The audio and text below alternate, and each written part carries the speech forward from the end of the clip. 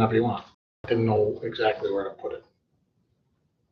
Well, we'll ask for the public input first and do the consent agenda, then we'll have them. We've got robotics kids lined up for next meeting to come in and talk to us. Try to get a student group each time if we can. They did pretty good, even though they didn't make it to the finals. If they'd have made it to the finals, they probably would have placed in the top two. They couldn't get their robot to work. Didn't like the carpet or something. No, it worked. The biggest problem was their magnets. Yeah, he said, I don't understand that. And we're on, ready to go. Okay, should we get started? Sure. All right, let's do the pledge. Pledge allegiance to the flag of the United States of America and to the republic for which it stands, one nation, under God, indivisible, with liberty and justice for all. All right, we'll call the meeting to order. Welcome to visitors, and we have a bunch of visitors here going to speak in a little bit here, but first thing on the agenda is public input, and I don't think we had anybody sign up for public input. There really is nobody here for public input. So we will call that item closed and move on to the consent agenda. One thing we want to note is on the request for waivers, we actually wanted to note one of them was Mrs. Siebert. Correct. And it's for, I guess maybe you can explain. Yep, for the 25-26 school year. She's had one for the last 2 years. Last year you approved one in May, but that was for last year. So we need one for this year. So I wanted to make note that that wasn't part of the consent agenda because it wasn't really sent out to us beforehand. Otherwise, there's no other changes to the agenda or any questions about the consent agenda. Now I look for a motion to approve that. That's a move. I have a motion from Dustin. Is there a second? Second from Levi. Any questions? Otherwise, all those in favor say aye. Aye. Those opposed? Motion is carried. We have some guests here today that wanted to, I let you take care of this with the track. Coach, come on up. Guys, come on up. I guess not on track. Yeah. Welcome. Thank you. We wanted to bring you in and have you tell us a little bit about how your competition went and congratulate you.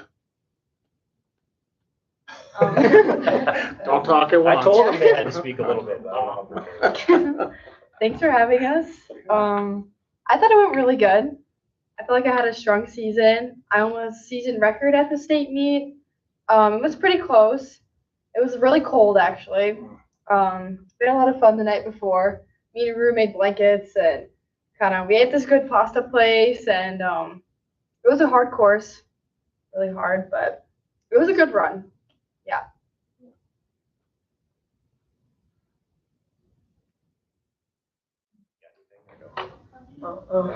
So where was the course at? Where are the finals? Yeah, Huron. Huron? Yeah. Was it hilly? Mm-hmm. Yeah.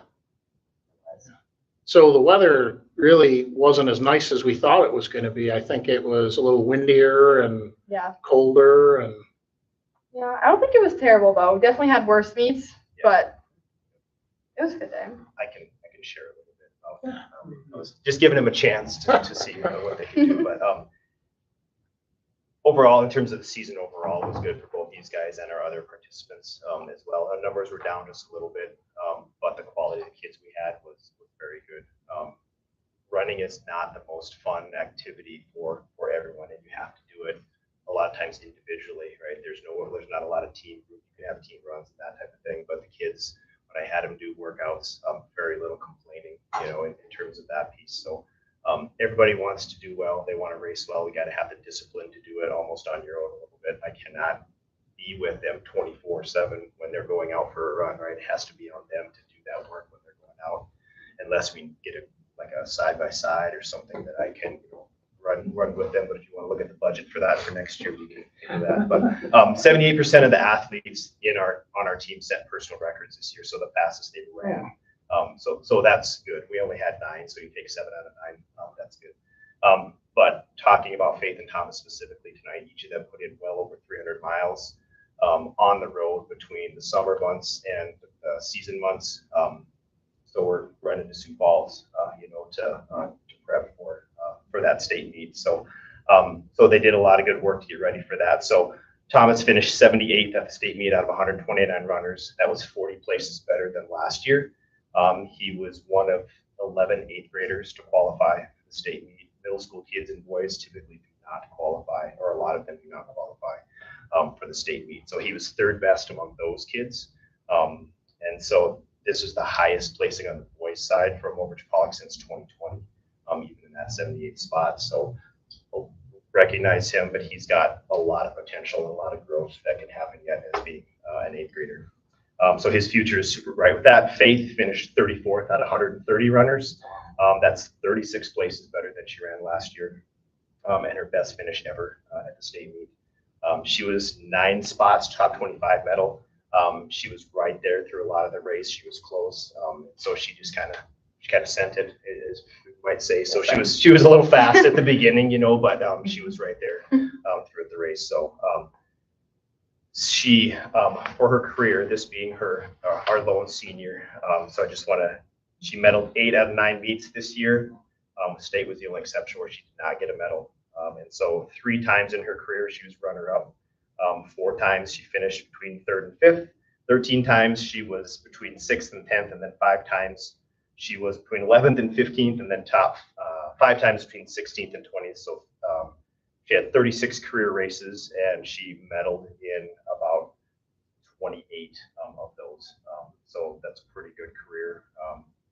Cross country, kind of like golf, it's hard to win a cross country race because you have one individual that wins a race. And we've all probably won football games or basketball games or volleyball games before, but that individual piece in cross country is super difficult. So these guys, Faith's had a great career. Thomas, we got a lot more yet for him to look forward to. So,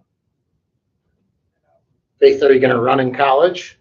I don't think so. No, I have bad knees, but Yeah. I would love to, but I don't think I can. just walk fast. Yeah. yeah, there is race Hard walking walk. now, right? Yeah. Congratulations, both of you. Thank Super you. job. Thank you. Proud of you. Yep. Thanks for having us.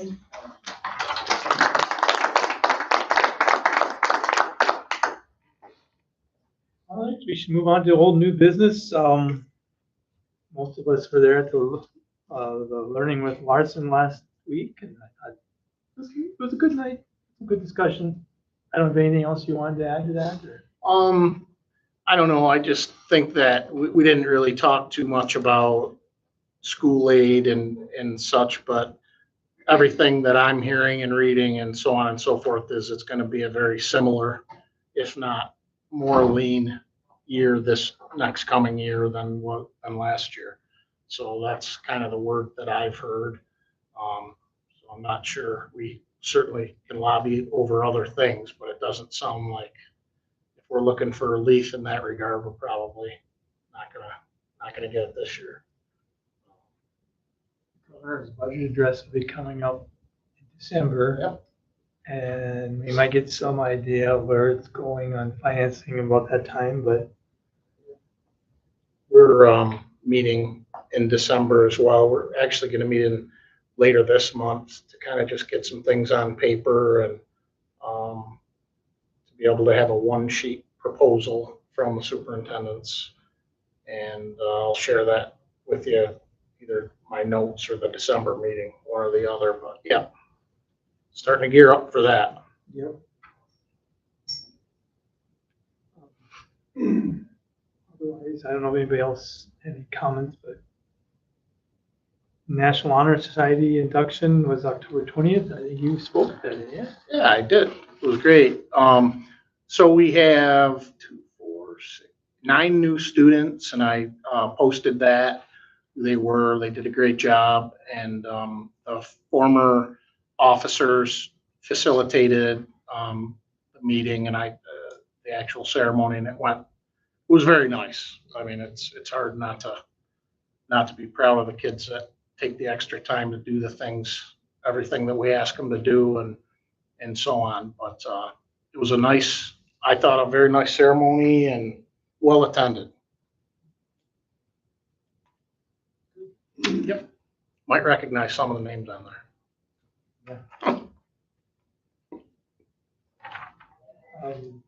So we move on to the administration reports. Sure. The principal reports were posted. I don't know if you wanted to make any more comment about any of the principal reports. I don't think so, other than, and there's an agenda item further along, you know, it being Native American Heritage Month, there's a lot of activities in all three of the buildings, in conjunction with that. But, in their reports, I think they covered that well. I could certainly answer any questions if anyone has any on the principal's reports. Questions? One of some pretty nice reports I thought this month. Looked good. Yeah. It's nice to see some of the activities and pictures of the activities. It's kind of nice to keep that. Once we would move on to the business manager's report. If you got some, Kim, or? Okay, the verification report is done annually, and that's just, you do a sampling of 3% of free and reduced applications. And then you send out letters. They have to verify what they put on their applications. So we're finalizing that. I will submit that this week. Sped maintenance of effort, that will be due in December. We usually are able to comply with all of that. One of those things is you have to maintain 90% of what you expend the year before in your sped expenditures. There are different exceptions to the rule, like students that are placed or high cost students, you know, or if you have retirees and you can't get those positions filled. So there is exceptions to all of that. So I will work on that. Impact data application, that is always due at the end of January, so I'll be working on that. Election calendar, there's lots of changes to those calendars, but in January, we would have to publish. So like in December, you'll have to let me know, are we gonna decide on a June 2nd date or November 3rd date? And I do recommend a June date. I would like that. June date actually required some advertising in December, right? Yes. You have 2 consecutive weeks, December 6th or 15th through the end of the month, we would publish. All we have to publish is who the openings are. It doesn't have to be anything in there as to when we've selected a date. So we can do that. Even November election, you still have to publish that what your 2 openings are. I mean, it's almost a whole year in advance, but we already know whose openings will be up. We can publish that, but then in December you'll decide. So in January, in their minutes, we have to publish when we choose to have our election. That June date or that December date, November date. If you do a June election, then they actually would take office in July. And if you did a November election, they don't take office until December, which kind of puts them right in the middle of the year. It's a weird. I think most are going to probably do June. But and it says you have to decide by the January meeting. I mean, could you decide in December that we were going to do it in like June, or? You could decide in June. We just, the deadline, you have to have it by January 15th. You know, so your first meeting in January is just fine. Maybe we want to put it on next month's agenda and then decide. And then that way we need to have the advertising in there right away too, just to say that the openings are coming. Which is, now that they've made this change, you know, like 2 board members will serve, like if they would decide a November date, you serve like 6 more months. In each year, you have the right to decide, but during the regular general elections, we do have to have those dates. And it will be combined with your, you know, your counties. So it makes it very confusing. It looked like the petitions would be out in February still for a June election, which is kind of what we did anyway. So that didn't change much there. It did change the election date from April to June. Next year it'll be interesting. There's going to be the big primaries next year for governor. on odd years though, like the year after, there's gonna be no other elections other than the school. So.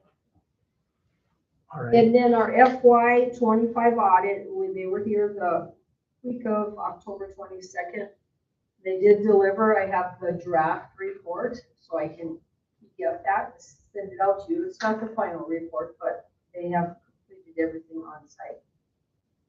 Then in grants management, we did an amendment to our Title I in our IDA.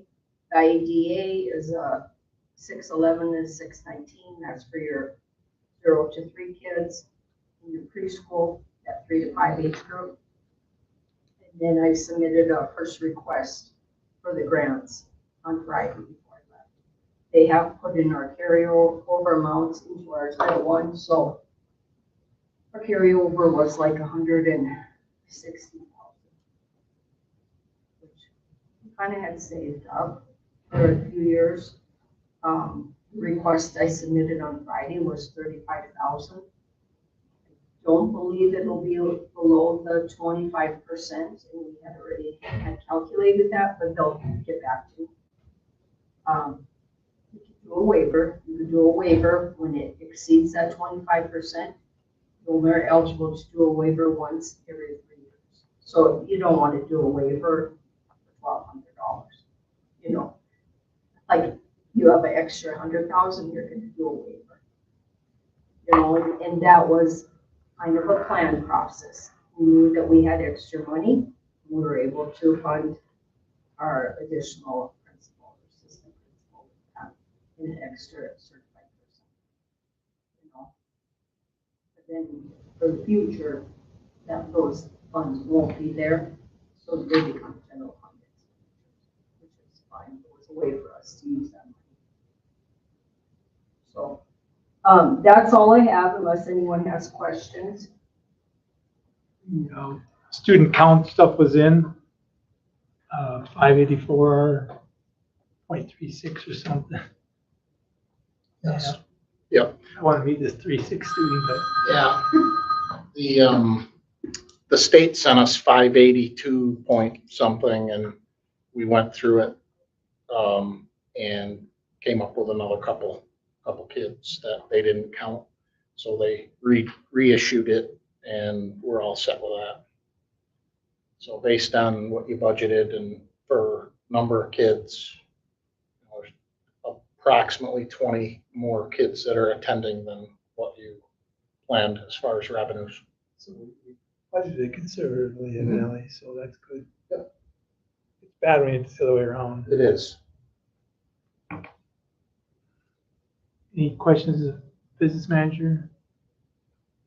Will they still meet with the finance committee sometime once they're wrapped up with that? Once we get a final report, we'll Okay. ask for exit review, and then we'll invite whoever wants to attend.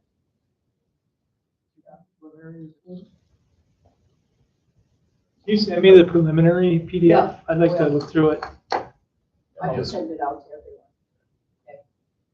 Well, sometimes if it's gonna be different, it might get confusing having the preliminary and the final out to everybody. Well, just to the board. Yeah, I I mean, mean, it does have draft right on it, Yeah. so you will know that it's not the final one. that's fine. Yeah. Questions? Otherwise, I guess you're up, your report. Strategic action plan update, December 2nd, Tom Oster will be holding, 2 discussions with an internal group and an external group. The first group will meet from 3:30 to 5:30, and the second group will meet from 6 to 8. I have a community member signed up. So Tom is shooting for 20 people on both groups. And he asked that the board, 2 people be in one group and 2 people be in the other. So you guys can discuss how you want to handle that, as far as who's going to be in the internal, who's going to be in the external group.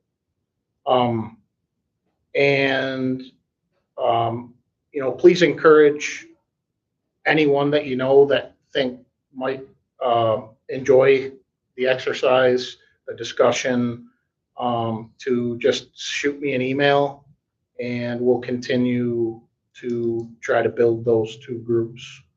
I think we had 128 parent surveys, which was a good number.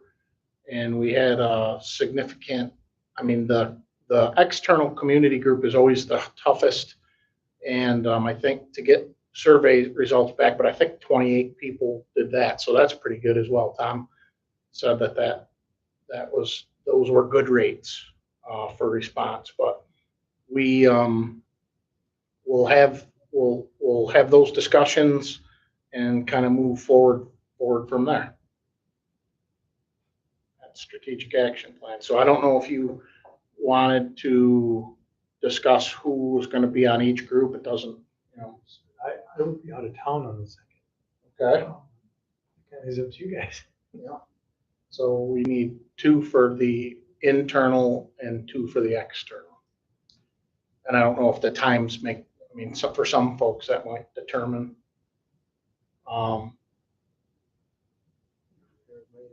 Yeah. Earlier or later. I'm available for the evening session. I'd kind of like to get to the afternoon one, but I just don't know if that'll work out. Okay. So the 6 to 8 then? Yeah. Yeah. Okay. I can do the earlier one instead, I will. Okay. Okay. Anyone else like locked into either or prefer either or? I should be able to do either. So Okay. what time did you say the first one was? It's 3:30 to 5:30.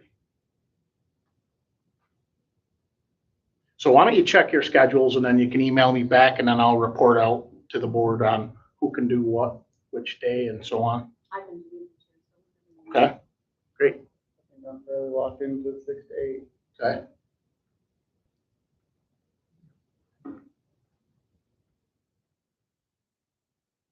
Yeah. I don't know when we schedule that up. Yep, I will. I'll do that. We held a policy committee meeting on November 6th, and we continued to review current and new policy. Again, the theme is the combination of policies and, the culling of different categories and kind of melding into a more efficient set of board policy documents. We will meet again in December and continue that process. And we hope that, things moved faster the last meeting. I think we're kind of getting the hang of it. One of the clunky parts of this is when you're going from 12, how many categories are there? When you're going from more categories to fewer categories, what we're a little bit struggling with is this covered somewhere else, or is this just going to be eliminated? And the master document that we want to provide for the board proper should have all of that. Like, this went away, this is gone, this is combined with this, so that you kind of get a feel for exactly what was done. But a lot of the recommended policies in your current policy, they just don't address.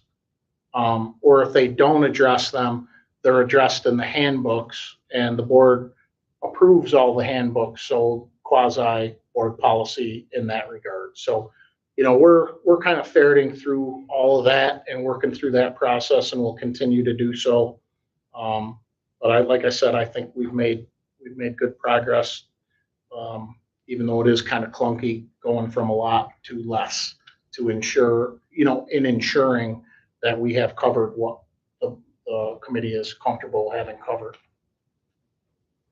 We call that crosswalking. Yeah, for sure. And we have a document that KSB prepared that sort of talks about both of the policies and where things are, but they don't include any of the recommended ASBSD policy. They only include the required. So we're looking for things that we have that they're not even mentioning. And well, where'd this go? Well, it's not required, it's recommended, and they don't, if it's recommended, for the most part, they don't have it. So, we're also keeping an eye on the, historical, for lack of a better term, policies that maybe, KSB isn't recommending or saying we need them, but the board, for whatever reason, is, is deciding that we're gonna keep that, and that's fine too.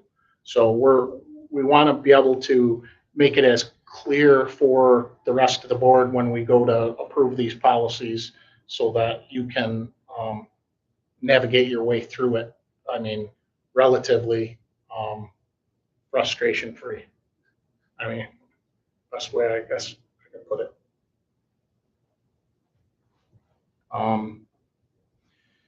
Yeah, anything else on policy or questions? Okay, accreditation, we continue to amass and create documents for our review in January. We are required by December 22nd or December 12th to actually upload all the documents that are required, and then the audit is actually the following month, January 13th.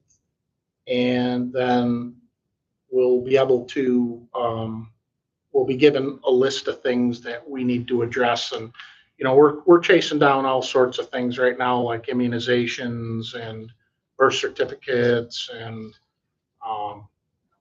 fingerprint cards. I mean, you name it, we're kind of chasing things down all over the place. So we actually have an employee who needs to be fingerprinted, and she's been here for 20 years. So she thought that she got fingerprinted in 2003, but she wasn't positive. So just to be sure, we're going to send her through that process and make sure we have that documented. But just things like that is kind of what we're trying to nail down, all those things. And we'll have, at next month's meeting, we'll have school improvement plans that'll need to be approved. Just basically an update of the test scores and the assessment data on there, and exactly, it'll be by building, exactly what academically where we're trying to get to and how we're trying to get there. So that'll be for the December meeting, school improvement plans. How often do we go through these accreditation? I think it's 7 years, once every 7 years. And yeah, that makes sense because your last one was 2019. We were trying to figure out how, if we didn't have fingerprints for one person, how that passed muster in 2019. But it actually didn't. So, and I don't have access to the document, the 2019 document that says what we needed to fix and how we needed to fix it. It just says that there are X number of findings, and that's all I have access to. So we're just methodically going through and trying to dot our I's and cross our T's and make sure we have as much of the information that we need to have. Okay. I sent pictures of a couple of different lockdown devices for doors, internal doors, just for you to kind of get an idea. We're gonna pilot in a couple of rooms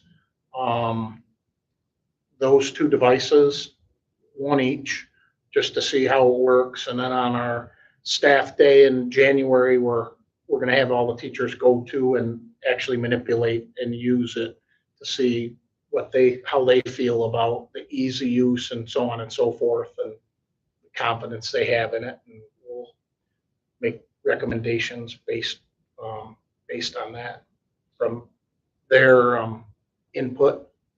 But it's just, I thought they were interesting because to be honest, hadn't seen those types of devices.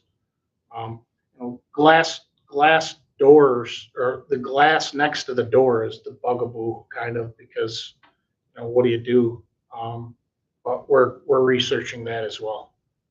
See how we can do that.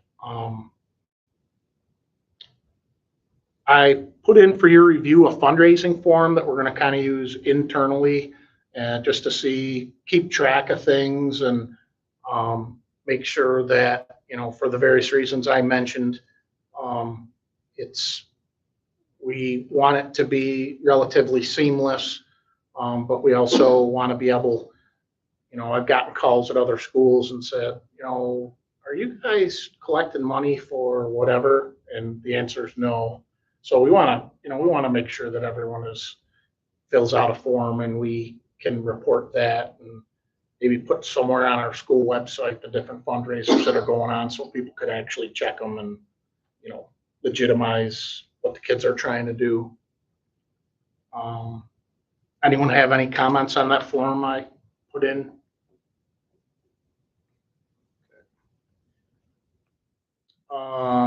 We continue to have a vacancy for our Johnson O'Malley coordinator position.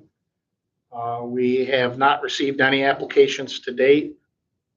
Also, we're looking for a paraprofessional, substitute CDL drivers, half-time custodian, and some kitchen help.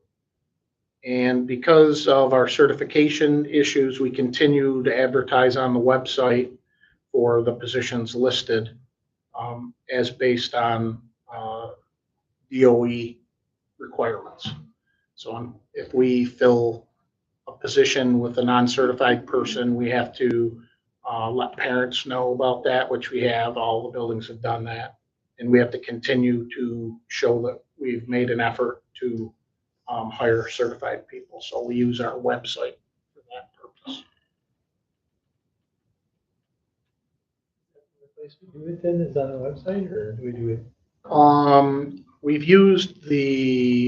We've done it in the paper and we've used the radio as well. But I mean, that could be, the requirement is just that it's advertised, not necessarily in the paper or on the radio. So that we meet the requirement with the website. It's just, if we're not confident we're probably going to get anyone, it's kind of a waste of money to advertise if,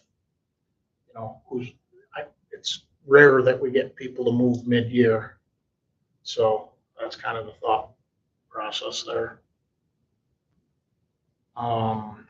We talked about Department of Ed enrollment certification. We're all set with that.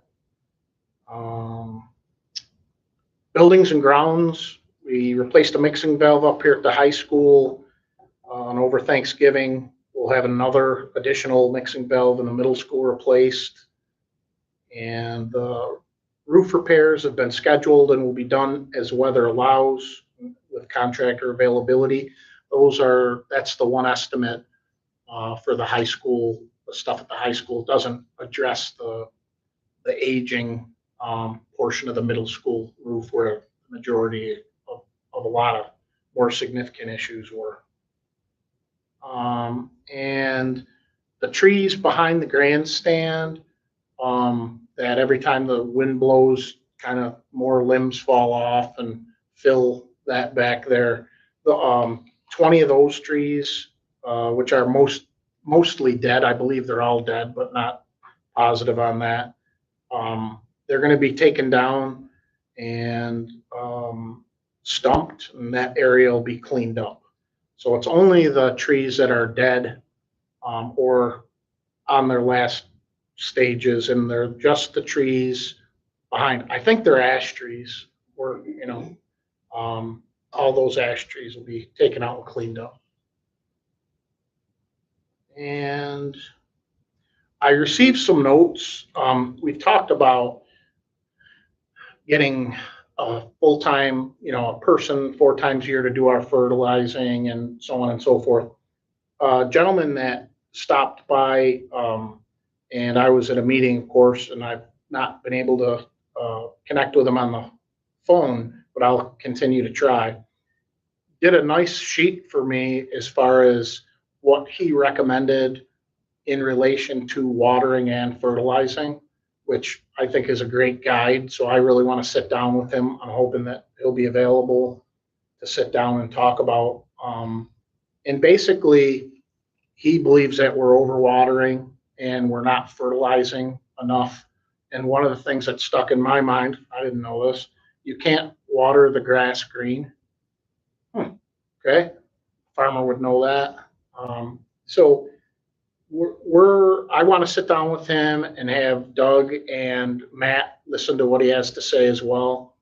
And then we can kind of look at, because we're able to fertilize ourselves, but we don't have the means at this point. So either cost compare what it would cost us for the year to have facilities sprayed by a professional, or if we had the equipment, what would it cost us annually to do that, and be able to have the board look at that and compare and decide how you wanted to proceed from there. But it was extensive, and I was surprised reading through it. So we'll work through that during the winter months, and hopefully have a plan to go with the board's help, plan to move forward for the spring. And I don't have an update on the well. I'm not sure where it is. Maybe one of you know where the machine is. I'm not sure where it is. Haven't seen it. Yeah. Just a test well, correct? That's Yep. what we're waiting for in the test. Yep. And he thought that he'd get to it before the snow flies, but I don't know. Yeah, it sure was this weekend. So kind of buildings and grounds. Tomorrow's our Veterans Day program. The kids will facilitate. They'll also be serving veterans breakfast, and then the program will follow. And after the program, I guess we're gonna fatten up the skinny vets. We're gonna serve, kids will be serving dessert as well. Kids will sing songs. There'll be a veteran panel and a guest speaker. And again, the program will be facilitated by the kids. Shane and Kim and I have been talking about this since I came, digitizing required records, first and foremost, student transcripts, because some of our transcripts are on microfiche, and that's problematic and has its own set of challenges. But we're going to start with trying to get all the transcripts digitized. We've gotten a couple of quotes from a company in Aberdeen that does it regularly, and they also work with us. Kim, what else do they do? How do they help us? Do we do anything else with them? No. But then They're always interested in our copy. Right. Okay. Right. Right. And to get started, I mean, we have files everywhere, and we really want to get them centrally located and digitized, obviously. So one of the tall tasks is deciding. So, for example, retention record law says that for student records, we have to keep, and then it lists, but it's very vague. And so we have to decide what we're going to digitize. And obviously it needs to be comprehensive. We need to make sure we have everything. So we're seeking some guidance on that, specific guidance from the state to tell us specifically exactly what we have to keep, because it's kind of vacillates to, you need this and you may keep that. Well, we're interested in the things that are mandatory that we have to keep. So before we start this process, we're going to make sure that we have a good, solid understanding of what the law requires. Also, employee ID badges, time management system, have a program coming that's going to be able to make in-house ID badges for all staff. One of the confusing things for me, and I still do it, when I see someone coming or going, I'll look at one of the administrators or one of the staff members and say, who's that? Do they work here? Because it's really difficult with, attire maybe, or not having a way to discern between, visitors or people that are our staff members. So we'll be able to take all those in-house and produce those and so on. And we can actually put them on the same badges, the same swipe cards. So they could have their picture right on the swipe card. So it'll be a kind of a 2-in-1 situation. And time management system right now, we're still doing paper and pencil timesheets. So we want to switch to a paperless timesheet, time management system for staff, for payroll, and also W-2s and leave and so on. All those things can be encompassed in a system, in a separate system that would allow us to do all those things and POs, so that we can kind of start to get out of using all that paper for all those things. It's going to be a process. It's not going to be a flip of a switch. But that would also include, for Infinite Campus, our student management system, online registration, for parents to be able to do online registration, which means we're going to have a kiosk or two here for parents to use in the event that they don't have internet at home or don't have access to it at home. So that'll be, our goal is for any new students registering for 26, 27, we would do that electronically.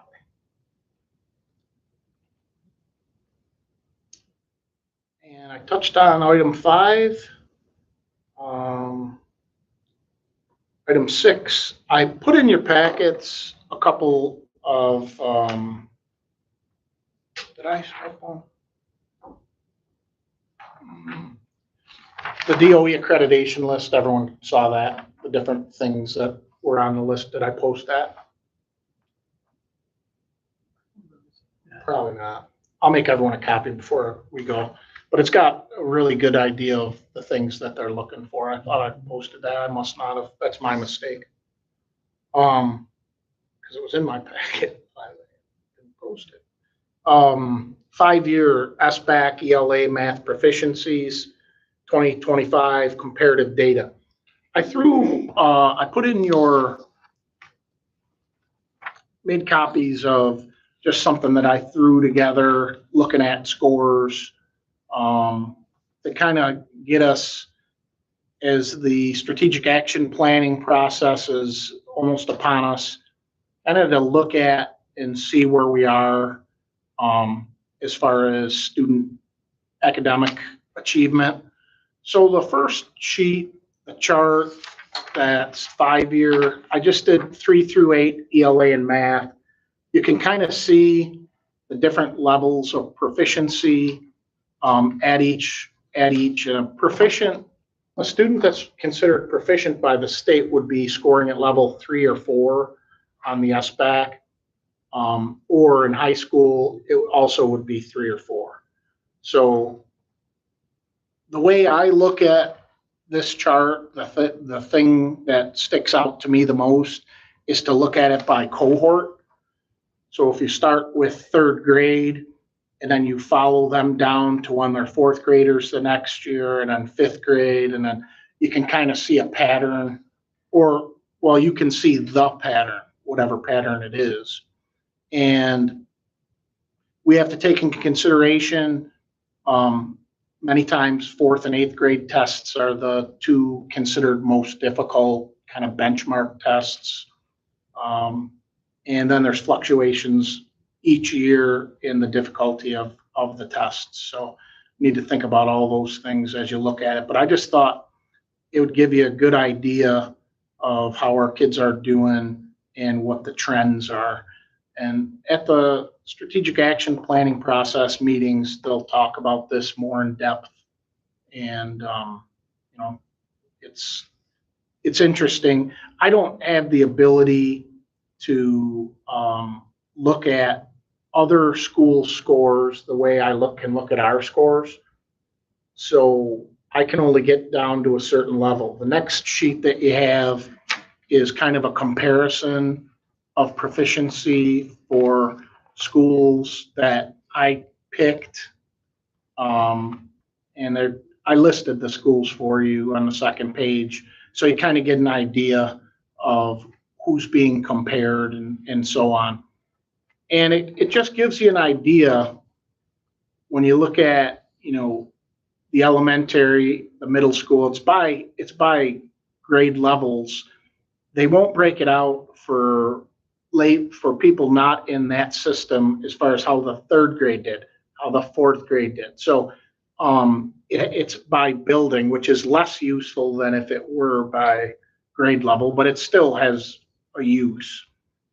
And then I looked at that and just, put a rank to how our kids did as compared to the other buildings in the various schools.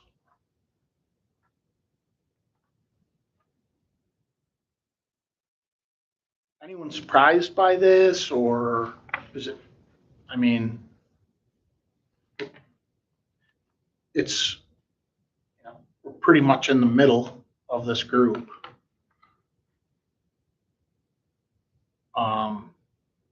With some patches where we're above and some where we're below. The, high school math proficiency here last year was 35%. So you say, boy, that's tough. And it is, but when you look at the other schools and how their kids did comparatively, I think it's important in the big picture to not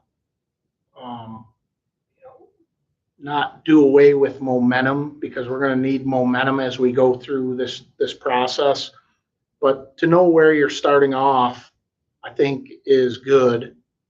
And the only way to really use these comparisons is by cohort. It doesn't do us any good to say, wow, 3 years ago, our third graders did a really great job, and this year's third graders aren't doing as well. That doesn't help us, because we're comparing apples and oranges. We need to compare the same cohorts of kids when we make these comparisons and talk about how kids are doing and trending. But I'd be happy to answer any questions about this, or, this is kind of the beginning of our descent into student achievement review and, where we can go, where we need to go from here, where our kids need to go. The numbers, well, they're interesting, but they help. I think they must help a lot in trying to figure out where you're going to put your efforts to try to improve them, what areas you can work in, and especially when you're like comparing cohorts one year to the other, and you can see where they had issues and what, some places to work on. Yeah, for sure. It should target us, and that's the whole idea, to be able to target. And so I ordered from the Department of Education. They don't just put these out. You need to order them from them every year.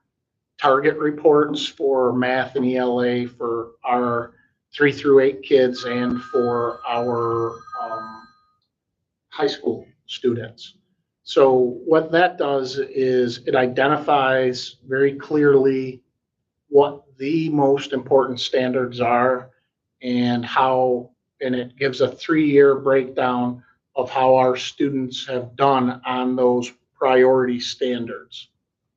And then from there, we can take that information and digest and inform instruction based on how the previous 3, so that's more programmatic, so that how the previous 3 cohorts did and what concepts they continued to struggle with, or what concepts were a strength and we can build on those strengths. And also for time management, it'll inform the staff of the areas that they really need to spend more time on and the areas that we don't need to teach, because kids already seem to have a really good grasp on that. So it's about time management. It's about prioritizing. And, that's something that I hope that next summer we can get together with our staff in the different disciplines and share that information on the previous year prior to starting the school year, because that'll get us all focused and moving like before the school year starts, knowing what we need to concentrate on for the school year. I think that focused attempt will bear fruit much more readily than kind of like just looking at this is how the kids did. So in other words, if I'm a fourth grade teacher, I can see first and foremost in August how my kids this past year did. Then, excuse me, then I can look at how kids have done in the past in my room. So then I can look at by skill, by standard, how have my kids done over the last 5 years on similar standards. Then we can look at the new incoming group of kids that you're going to have, how they did in third grade, and let me plan now how I can further affect and influence positive student achievement. And that's in August instead of traditionally a lot of schools do it in January.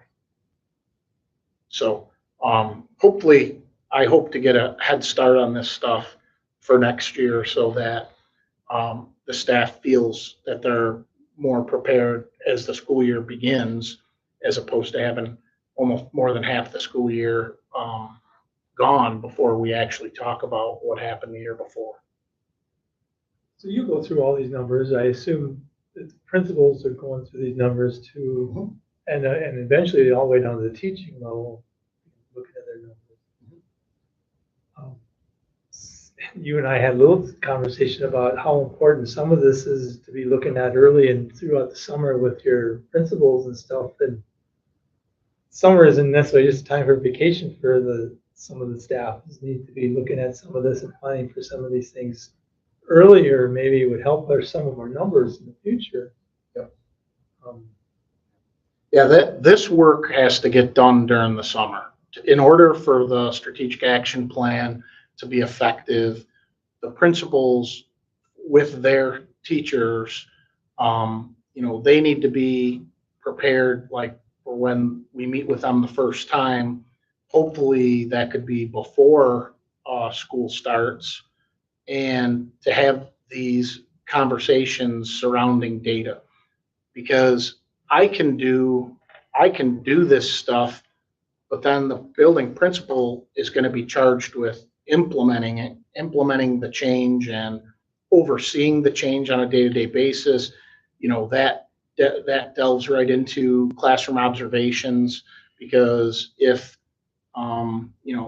when you're in their room, what their plan is, what they're trying to improve on. So all these things are connected, whereas previously people are still working super hard. It's just maybe if we got this work done in August and could meet with staff and so that they understood it, I just believe that is going to be far more productive. So yeah, the principals are going to have a hard time digesting, number one, obtaining the data, digesting the data, and then getting game plans together in the subjects for each teacher and so on if they're not working during the summer. I don't know how that gets done. And again, if I sit down and do that and hand a principal,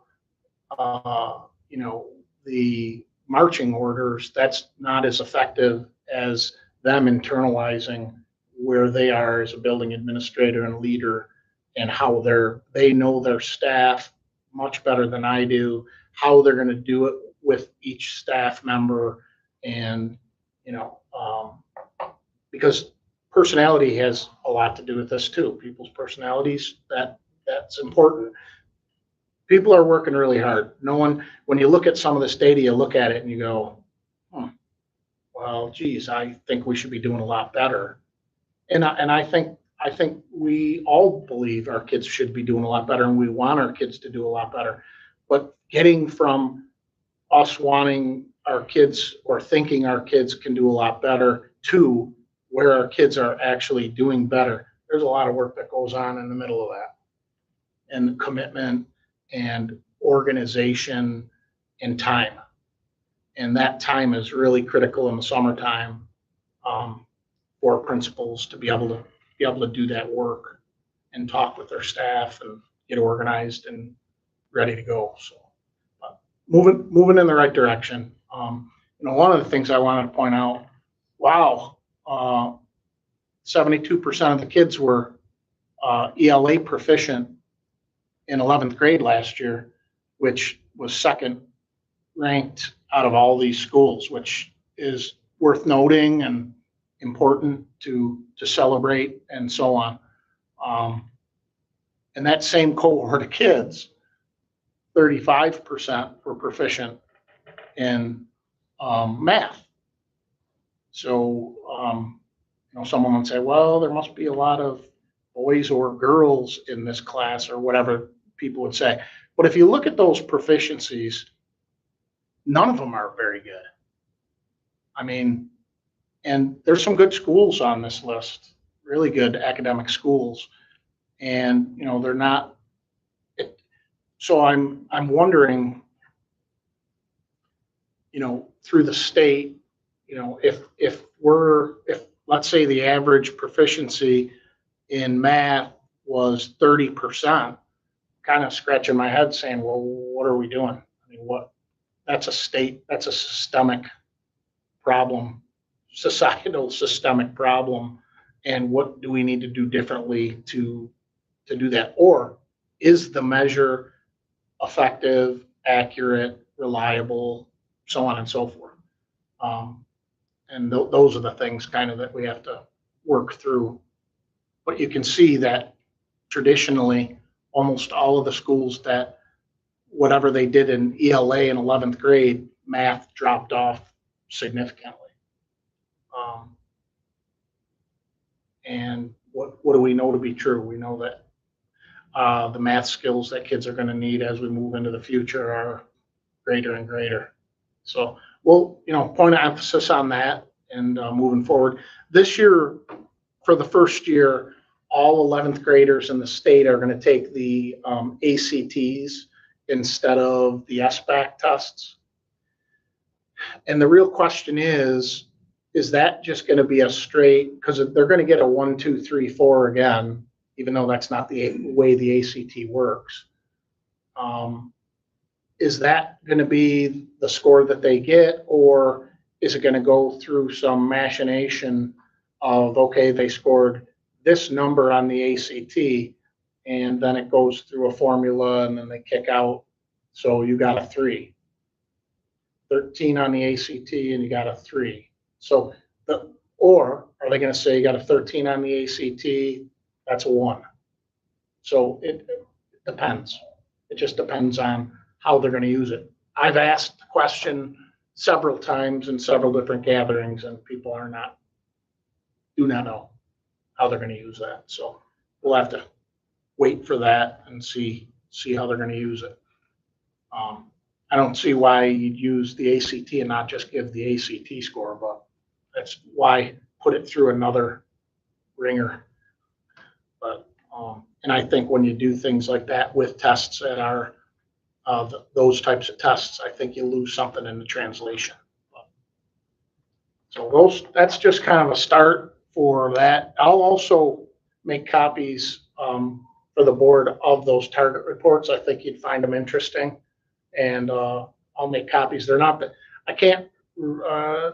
easiest things to read, and it really took quite a bit of number of heads to put our heads together to figure out how to print them. So they're on longer paper, but I think the easiest thing I could do is just make hard copies for everyone so you can look through them and so on, and I'll have them for the next meeting. How closely does the ACT test correlate to the state standards? How close? They believe that whenever that question comes up, they believe that it correlates well. And they believe that this is why I think there's going to be a level of manipulation, that the kids will only be responsible for what's in the standards and not what necessarily, because the ACT is all encompassing, whereas the standards are the standards.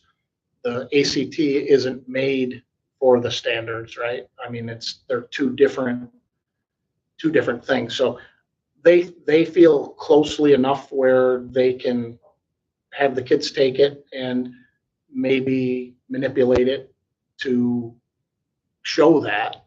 I'm not sure why we wouldn't just stick with an SBAC test, but one of the things, I don't know what percentage of our kids last year took the ACT. I should know that, but I don't right off the top of my head. This year, 100% of our kids are taking the ACT.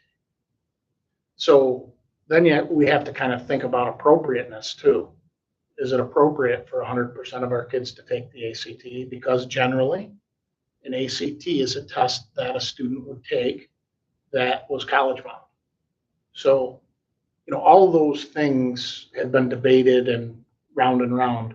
One of the things DOE in South Dakota does really well is consistency and the ability to use, for example, one student information system, whereas the state I came from has 100. So there is a value in making things uniform and consistent, but in this situation, I think that we might be missing the boat. And it's for convenience. Make no mistake, that's what this change is about. It was convenience and consistency. We're just going to have to wait and see as they issue the first tests this year, how that works out as far as what it looks like for our kids. The other thing is we don't have a preparation. We're teaching kids what we're supposed to teach them as far as the standards, but we really don't have a formalized ACT prep program, which, that might be something that we want to look at and ask staff if they're comfortable teaching it and offering it to kids to take that as well, because if they are college bound and that's an important test for them, or if kids know that they're going to have to take it and their parents want them to be a part of that. I'm talking about like a 3:30 to 4:30 a couple times a week throughout the course of the year until the test type of thing. I think that's something that we should look at and talk about as well.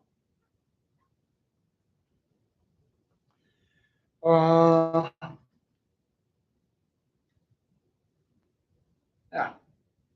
So where are we? 6? Yeah, we're good with 6. 7? No, we didn't do, yeah, Yeah. you're right. Yeah. When does that proficiency data become available? Proficiency. To me, like for our school. So usually it's like June, like middle of June. But the problem is I can't do these comparisons until the release of the report cards because I can't get anyone else's data, but we have ours, so we can make our own roadmap with that. And the targeted reports that you have to order, if you order them fast, like right after the assessments in May or in March, then I may have them by the time school's out or a couple weeks later, which means we could manipulate that information the whole summer to get ready for September or August. It seems very important to have that information as soon as you can for our school. That way you can start planning professional development and where you want to concentrate your principals, your teaching coaches and all that, to be working on that with your teachers so they're prepared when August comes. Yeah, it kind of should drive the bus, right? I mean, that should be what we're looking at to plan everything academically. And, some people would say that it's not important, test results aren't important. I disagree. I think test results are as important as extracurricular opportunities and all. I mean, I think they're connected, and the more we can do, the more we can do to be prepared to address the areas we need to address as quick as it can, because then we have to line up professional development. We have to line up all those things. So that work that you do from the time school's out till the time the kids come back that will determine how successful you're going to be for the next year. Be very strategic on planning and professional development and all that. Otherwise, you're just scattergun. Right. And that's a complaint that staff have at times, and rightfully so, that, now we're doing this, and now we're doing that. That's where the strategic plan is. We're going to do this. So all of our professional development should align with this, right? And then we don't have that flavor of the month type of, oh, we're trying this, or we're trying, no, we're not trying, we're actually going to do this. And you have a bunch of great teachers and experts, and once we start having these conversations, that I think that will evidence to them, it'll all fall into place why we're doing what we're doing, and they'll be, I think, thankful and happy that we have a roadmap that we're actually following, and that is absolutely connected to how our kids are doing in the classroom.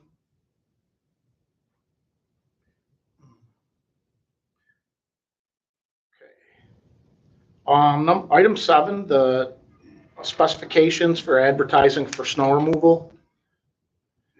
So, yeah, we should have had this by now. You guys did this in November last year too, but I'd like to, next year I'll try to back it up, because we could be clearing parking lots right now.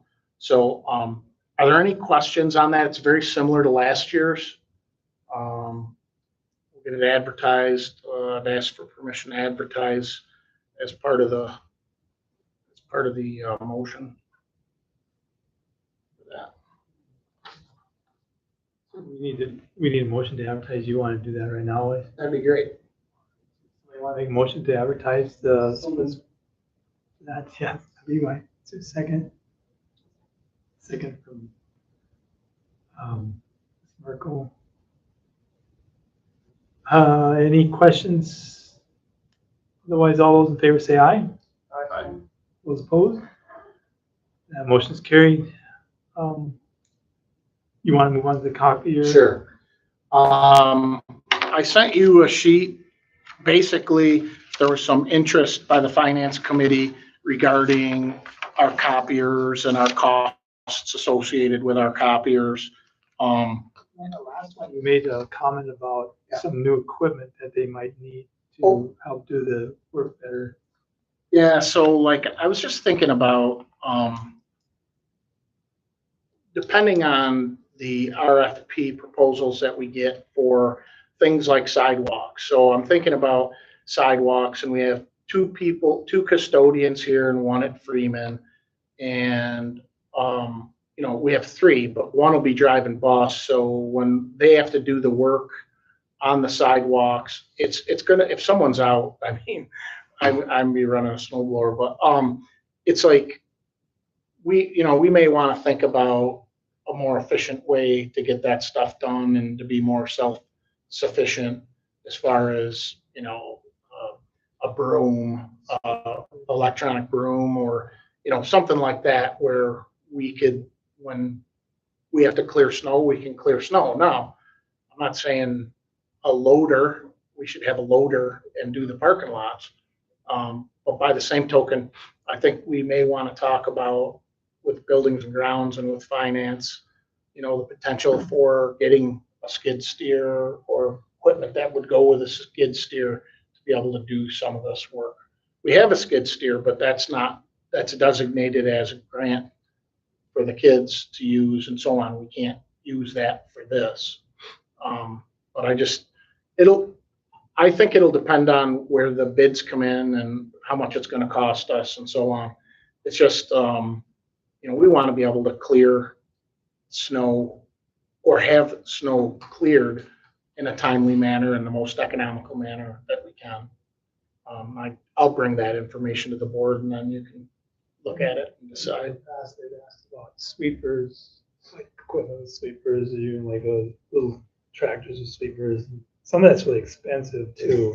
It is. It is. But yeah, if you want to bring that, I just saw the comment here and I was thinking, we've talked about that a little in the past. Yeah. And we'll see what the quotes, I know last year you also got a quote for sidewalks and it was pretty reasonable, but for whatever reason, they didn't hire that person to do that. I just don't want to get to the point where, we're looking around saying, who's going to be clearing the sidewalks because, we've got one person sick and one person's driving bus and, we don't want kids walking through or staff walking through slippery situations. So if it works out, great. Last year was easy, right? This year could be not easy. I just wanted to have people think about it and see what kind of RFPs we get and throw it in the hopper and the board can decide. The grant that we got the skid steer with does not allow us to use the skid steer. That's what I was told. It was for students basically to use and train on. So you could probably get yourself into trouble by using it just as a general piece of equipment. And since they've had it, that has been the case, that it's not been used other than by the kids. Yeah. And I don't know if there's like a time frame for that, like if it's forever or if like there's a period of time and then, so I can look into that too to see if there's a evergreen clause on that or if it, a sunset clause.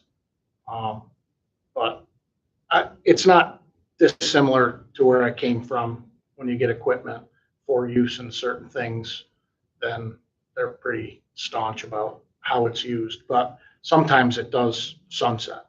So I can check in on that. What if we hire one of the students to move the snow with the loader? Class credit. I don't know. I drive it better than me. I mean, that was kind of a joke, but I mean, also a possibility. yeah, it's not the worst idea ever. I mean, I can certainly talk with the teacher and see what he thinks and check with our insurance company and see what they think. Not so much hiring as you probably could. I asked the question, well, couldn't they have that as training, moving that pile of snow? Right. Part of their class? I don't know. You'd have to read the grant probably to find out. I think that would be fine because they're learning how to operate and they're doing it. And, just what does that look like? Because, they're here at 5 a.m. clearing snow. So what does that look like for a kid in the CTE program? But hey, doesn't hurt to have a conversation.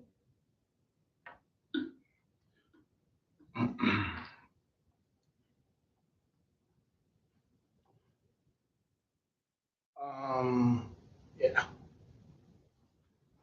The copier contract,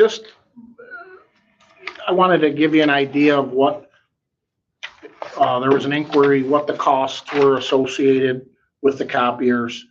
And this includes three big copiers. Kim, help me out. 3 of the larger copiers and 3 smaller ones. Yeah, laser jets or whatever, right? Yeah. Yeah. So you can kind of get an idea of the history and so on, and what we pay approximately a month, about $200 a month, something like that for the year. And what they do is they rotate. Is it every 3 years or? It's 5 years. Every 5 years, they'll come in, change those out, put the newest, most technical machines in replacement.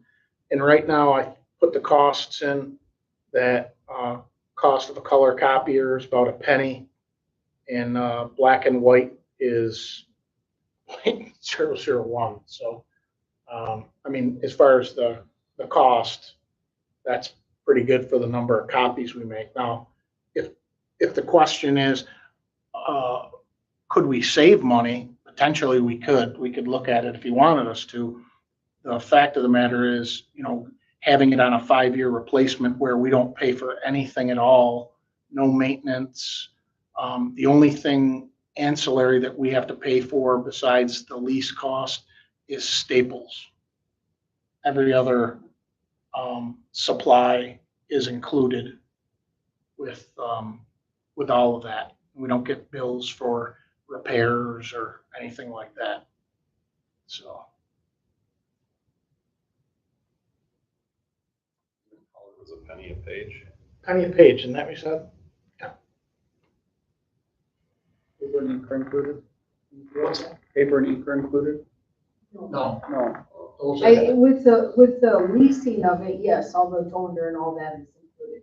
but not Paper, paper. yeah.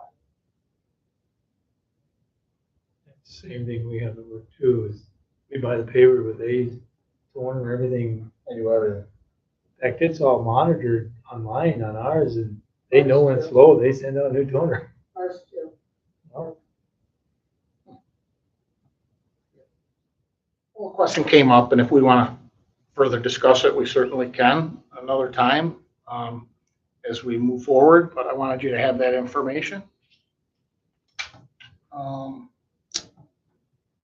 And yeah, so one of the bigger files that you got were Mrs. Beadle's 10th grade students, English students, had persuasive letter writing assignments that they had to do, and some of them were to you and to me collectively.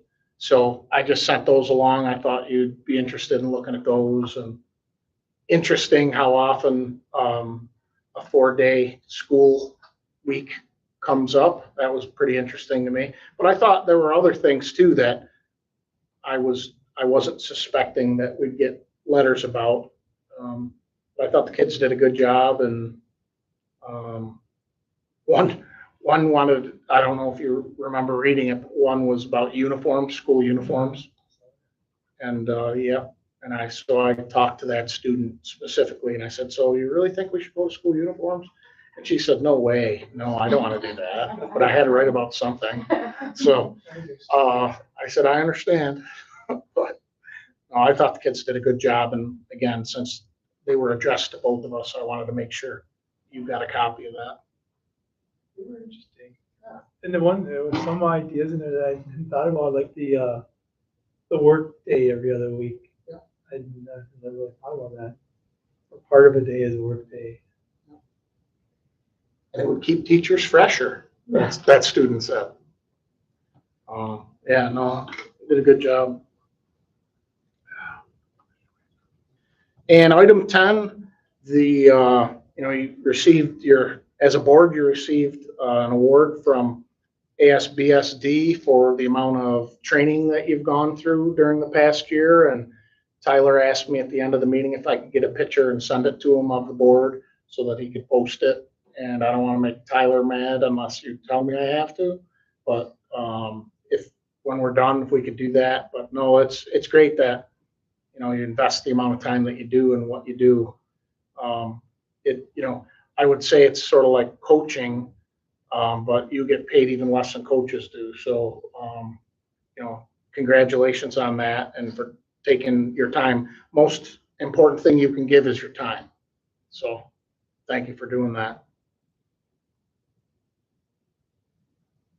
And item 11, we have one a classified appointment to make for the kitchen. Do we have a motion to approve hiring of Melanie Harlan, is that it? Food service employee? Someone, anybody make that motion? Is there a second? Second. Second from Dustin. Any discussion? All right, all those in favor say aye. Aye. Those opposed? Motion's carried. Next thing on here is executive session. Yes, sir. So where we are, this is executive session for personnel matters, according to SDCL, I think is how it is, 125. Yep, you're right. Is there a motion to go into executive session? Levi, second? Second. Second. Any discussion? Okay, all those in favor say aye. Aye. Those opposed? Motion is carried. We'll go into executive session. I'm just gonna make this copy quick for you guys. Okay. Yeah, that's probably me.